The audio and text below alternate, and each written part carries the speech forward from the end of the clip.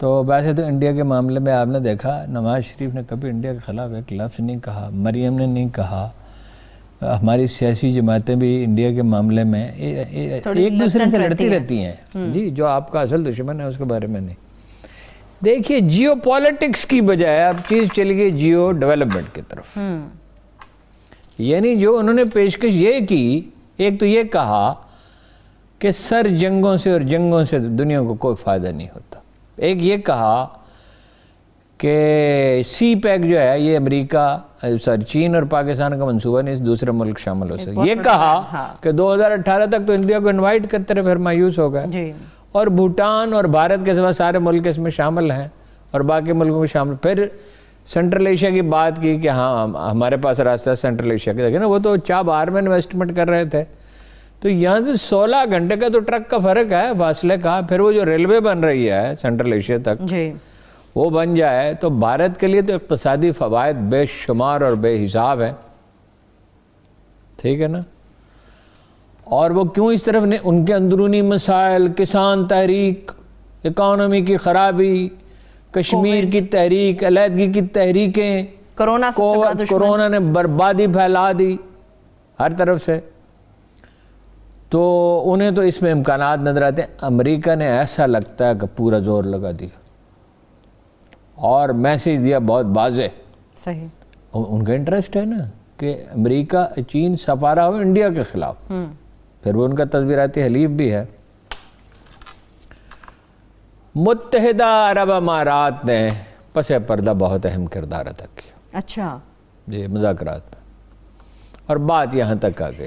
مذاکرات پس پردہ ہو رہے ہیں، زبردست مذاکرات ہو رہے ہیں، وہ تو کرائن تھے، میں نے دو ہفتے پہلے نہیں آپ سے کہا تھا، کرائن کیا کہہ رہے ہیں کہ بات چیت ہو رہی ہے، اچانک کیا خاموشی چھا گئی، اور ڈی جی ایم اوز نے جو بیان دیا اس میں کہا پچھلے معاہدوں پر پابندی کی جائے، یہ ڈی جی ایم اوز کا کام ہے، یہ حالانکہ یہ سینکشن وزیر اعظم کی اور چیف آف آرمی اسٹاف کی سینکشن تھی، وزیر اعظم کی بالخصوص سینکشن تھی، تو یہ بیان جاری ہوا نا، ایسے کیسے بیان جاری ہو گیا؟ ٹھیک بات، بالکل ٹھیک، ٹھیک ہے نا۔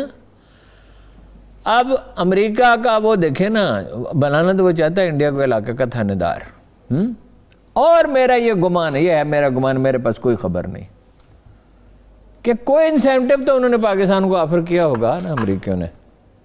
اگر یہاں کوئی دانا حکومت ہوتی تو پہلے ہی اس پہ کام کرتے کہ انڈیا یا چین یا انویسٹ کر رہے ہیں، آپ بھی کر سکتے ہیں۔ پھر یہ ہے کہ چین آ کر لوگوں نے غور نہیں کیا کہ وہاں تو $400 بلین کی کمٹمنٹ کر رہا ہے، یہاں 62 بلین انویسٹ ہوئے ہیں، راستہ یہ ہے، چابی یہ ہے، مگر زیادہ انویسٹمنٹ ایران میں کیوں؟ اس لیے کہ ایرانی قیادت پہ وہ زیادہ بھروسہ کر سکتے ہیں، یہاں تو حکومتیں بدلتی ہیں، انہوں نے زرداری کے زمانے میں تو کام ہی نہیں شروع کیا، حالانکہ منصوبہ بن چکا تھا مشرف کے زمانے میں، نواز شریف کا انتظار کیا، ٹھیک ہے۔ بلکہ میں آپ کو پوری ذمہ داری سے کہتا ہوں کہ ایک بہت برا وقت آیا تھا، خدا کا شکر ہے کہ پاکستان اس میں سے سلامت گزرا اور بڑی شان سے گزرا، کہ یہ تھا کہ پاکستان بلوچستان کو علیحدہ کرنے کا اجیت دوول وغیرہ اعلان کرتے تھے، اور ایسا لگتا تھا کہ بلوچستان میں تو بھتہ لے رہے ہیں علیحدگی پسند، اور قتل و غارت ہو رہی ہے، پراپر یہ کام ہو رہا ہے، اور چینی یہاں تک سوچنے لگے کہ خدا نخواستہ پاکستان کو نقصان پہنچ جائے تو چاہے افغانستان کے راستے جانا پڑے گوادر جائیں گے۔ یہ گوادر ان کے لیے اتنا امپورٹنٹ ہے۔ بحر الکاہل کے جو ممالک ہیں، وہ کوریا ہے، جاپان ہے، کوئی ہے، ویتنام ہے، سب سارے وہ تو ان کے خلاف ہیں۔ ابھی کوریا گیا ہے نا، جنوبی کوریا گیا ہے نا امریکی وزیر خارجہ الاسکا مذاکرات سے پہلے، جی جی بالکل، اور وہ چین، آسٹریلیا، میں ہمیشہ یاد دلاتا رہتا ہوں، بھارت اور امریکہ کا اتحاد ہے، ایک عالمی طاقت کے طور پر اپنا غلبہ برقرار رکھنے کے لیے امریکہ آخری حد تک جائے گا، اور وہ جا رہا ہے، وہ اپنی پوری کوشش کر رہا ہے، ہوتا نہیں ہے، ہوتا نہیں۔ قرآن کی 2 آیتیں ہیں، پورا سچ اگر جاننا ہو تو وہ اللہ کی کتاب میں لکھا ہوا ہے، لِكُلِّ أُمَّةٍ أَجَلٌ، ہر گروہ کے لیے ہم نے موت لکھ دی ہے، وہ ایک قوم ہو، قبیلہ ہو، ملک ہو، معاشرہ ہو، سپر پاور ہو، ساری تاریخ سپر پاور کا قبرستان ہی ہے نا۔ بات ان کے ہاتھ سے نکل گئی، چینی معیشت زیادہ تیزی سے ترقی کر رہی ہے، آبادی زیادہ ہے، شرح ترقی زیادہ ہے، نظم و نسق زیادہ ہے، تحمل زیادہ ہے, ڈسپلن زیادہ, انہیں کرونا سے نمٹ لیا, امریکی کیوں نہیں نمٹ سکے؟ لیکن وہ جو شاہانہ غرور ہے نا, جس کو ایک امریکی اس نے دانشور نے کہا, امریکن ہیوبرس سے, بڑی اچھی کتاب ہے, یہ جو گھمنڈ ہے یہ جاتا, رسی جل جاتی ہے بل نہیں جاتے. کوشش وہ پوری کریں گے لیکن اب نہیں ہو سکتا. قرآن کی ایک دوسری آیت یہ ہے, ہم کسی قوم کو اس وقت پکڑتے ہیں جب اسے اپنی معیشت پہ ناز ہو جاتا ہے. تو فیصلے تو اس نے کرنے ہیں جس نے کرنے ہیں, جس نے یہ دنیا بنائی ہے, قادر مطلق کا بے شک, اسی قادر مطلق نے کرنے ہیں. چین کو اب نہیں روکا جا سکتا, اب رکنے کا نہیں ہے. البتہ یہ ہے کہ خوفزدہ ہیں چین سے, جاپان سے تلخی کی تاریخ ہے, کوریا, جنوبی کوریا سے ہے, ویتنام سے ہے اختلافات, اور جو امریکی حلیف ہیں وہ ابھی تعداد میں زیادہ ہیں, مسائل میں زیادہ, لیکن یورپ نے معاہدے کر لیے چین سے انویسٹمنٹ کے.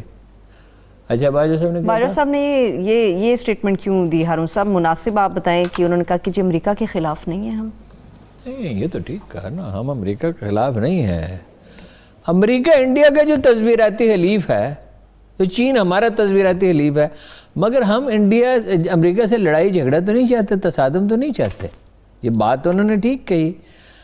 اب یہ ہے کہ اس میں پالیسی میں ایک شفٹ کا احساس ہوتا ہے, عالمی برادری کو مطمئن کرنے کی کوشش ہے. ٹھیک.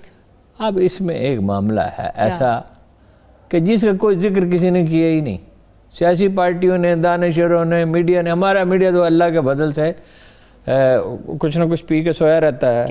شیخ صاحب تو کہتے ہیں ستو پی کے, لیکن اصل میں تو محاورہ ہو رہا ہے. چلیے محاورے کو چھوڑیے محاورے کو. ہارون صاحب انڈینز کہہ رہے ہیں, انڈین میڈیا کہہ رہے ہیں پاکستان کے پاس نہ گندم ہے نہ چینی ہے. آج میں سارے دن پتہ کرتا رہا, گندم کی فصل بھرپور ہو رہی ہے. اچھا, قیمت سینکڑوں نے, اچھا چینی کی بھی, چینی کی قیمت کا مسئلہ اور وجہ سے میں پھر کبھی ایکسپلین کروں گا. گندم کی قیمت درجنوں نہیں, سینکڑوں افغانی ٹرکوں سمیت اور کیش سے بھرے ہوئے تھیلوں سمیت رحیم یار خان باول نگر اور اس میں باولپور میں دن آ رہے ہیں, کھڑی فصلوں کی قیمت لگا رہے ہیں. اتنی گندم ہے. مسئلہ تو ہے سمگلنگ کا. انٹرنیشنل پرائس ہے گندم کی 2100 سے 2200 روپے تک. پنجاب حکومت نے آج, مرکزی حکومت نے بڑا کمال کیا, پنجاب نے 1650 سے 1800 کر دی. حالانکہ اب تو کٹنے کا وقت ہے, پہلے کرنی, انہوں نے 2000 کی ہوئی ہے. گندم جائے گی, سندھ تو خریدتا ہی نہیں ہے, گندم جائے گی کراچی پنجاب کی.